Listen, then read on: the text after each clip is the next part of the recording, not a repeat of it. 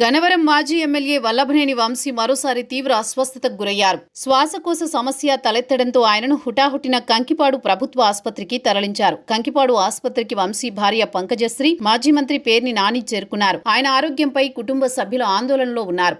వల్లభనేని వంశీ ఆరోగ్య పరిస్థితి దృష్ట్యా తక్షణం ఎయిమ్స్ కు తరలించాలని పేర్ని నాని డిమాండ్ చేశారు.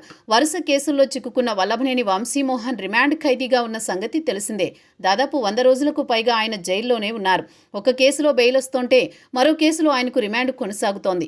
మొన్న మధ్యన అస్వస్థతకు గురికావడంతో వెంటనే ప్రభుత్వ ఆసుపత్రికి తరలించారు. కోలుకున్న తర్వాత తిరిగి జైలుకు తరలించారు. ప్రస్తుతం రిమాండ్ ఖైదీగా ఉన్న వల్లభనేని వంశీ శుక్రవారం అర్ధరాత్రి దాటిన తర్వాత మరోసారి తీవ్ర అస్వస్థతకు గురయ్యారు. శ్వాస తీసుకోవడంలో కూడా ఇబ్బందులు పడుతున్నారు. దీంతో ఆయనను పోలీసులు వెంటనే కంకిపాడులోని ప్రభుత్వ ఆసుపత్రికి తరలించారు.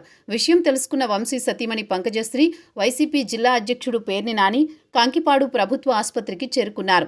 వంశీ ఆరోగ్య పరిస్థితులపై పేర్ని నాని వైద్యులతో మాట్లాడి అడిగి తెలుసుకున్నారు. వంశీ ఆరోగ్య పరిస్థితి బాగాలేనందున ఎయిమ్స్కు తరలించాలని పోలీసులకు పేర్ని నాని డిమాండ్ చేశారు. వంశీ కుటుంబ సభ్యులు సైతం తీవ్ర ఆందోళనకు గురవుతున్నారు. మరోవైపు ఆసుపత్రి వద్ద భారీ పోలీస్ బందోబస్తు ఏర్పాటు చేశారు. కొద్ది రోజుల కిందట శ్వాస తీసుకోవడానికి ఇబ్బంది పడుతున్న క్రమంలో న్యాయాధికారికి వంశీ విజ్ఞప్తి చేశారు. దీంతో విజయవాడ ప్రభుత్వ ఆసుపత్రికి తరలించి వైద్యం అందించారు. ప్రస్తుతం కంకిపాడు ఆసుపత్రిలోని ఆయనకు వైద్య సేవలు అందుతున్నాయి. వల్లభనేని వంశీమోహన్ తెలుగుదేశం పార్టీ ద్వారా పొలిటికల్ ఎంట్రీ ఇచ్చి 2014-19 ఎన్నికల్లో గన్నవరం నియోజకవర్గం నుంచి టీడీపీ అభ్యర్థిగా పోటీ చేసి గెలిచారు. 2019లో గెలిచిన తర్వాత వైసీపీలోకి పార్టీ ఫిరాయించారు. అప్పటి నుంచి నిత్యం చంద్రబాబుతో పాటు లోకేష్పై అనుచిత వ్యాఖ్యలు చేసేవారు. ఈ ఎన్నికల్లో గన్నవరం నుంచి పోటీ చేసి దారుణ పరాజయం చవిచూశారు. అప్పటి నుంచి నియోజకవర్గానికి దూరంగా ఉన్నారు.